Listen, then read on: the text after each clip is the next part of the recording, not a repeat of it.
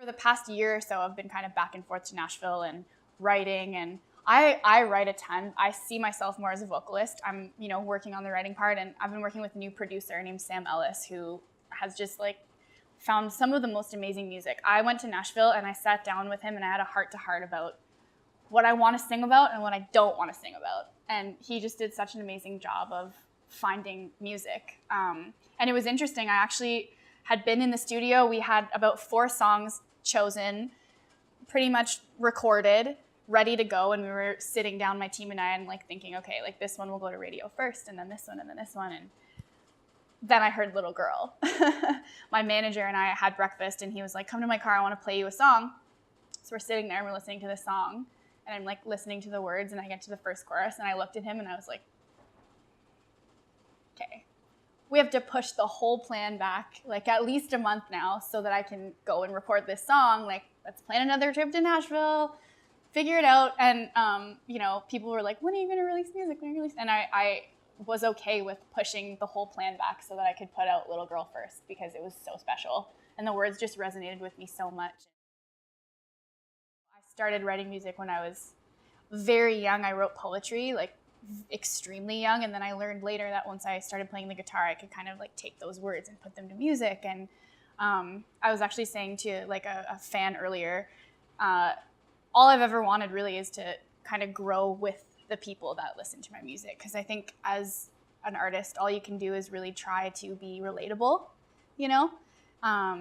So yeah, to hear that you have heard kind of the maturing happen. Because I feel at first, Love Me Like That was my first single on the radio. And it was about high school love, throwing rocks at your window and sneaking out and that kind of thing. And then fast forward to now to I Don't Want to Know, first real, actual, heartbreak. And I think the people that listen to my music kind of have gone through the same stuff with me, so it's cool.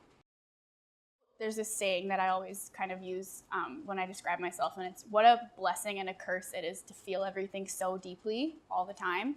I think I'm a very sensitive person, and it's made me, it's helped me to learn how to be a better songwriter.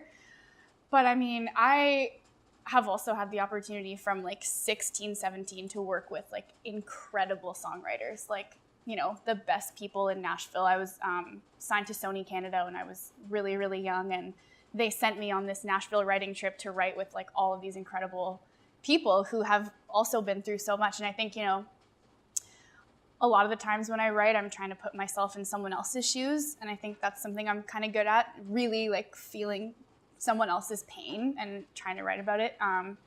But I've also, like I said, it's been a roller coaster. I've had the opportunity to do a lot and have a lot of life experience already. So I think a lot of it is truly real too. Doing this, there's, I feel 3 major parts, which are, 4 probably: writing the song, spending time in the studio, recording the song, figuring it out. If you have the luxury and the team to help you to make a video, there's also that. And then there's performing it live. And that's always been my favorite thing. I started taking singing lessons when I was 6 years old. That my teacher, her only rule was that her students had to be able to read. So she would take us if we could read lyrics off of a piece of paper. And I did my first performance when I was 7. And I just fell madly in love with it. So even when I'm writing a song, when I'm in the studio recording it, I'm imagining playing it live and connecting with people live. So that's definitely my favorite part. I think I've heard a lot of people describe my music as sort of pop country also, kind of, which I really like. I feel that's kind of this new genre that has sort of come up in country. And the way that I look at it, and the way that, my theory, I guess, is, there's so many people my age making country music right now, especially in Nashville, so many young people. And when I think of who I grew up listening to, the first ones that come to my mind are Martina McBride, Faith Hill, Shania Twain.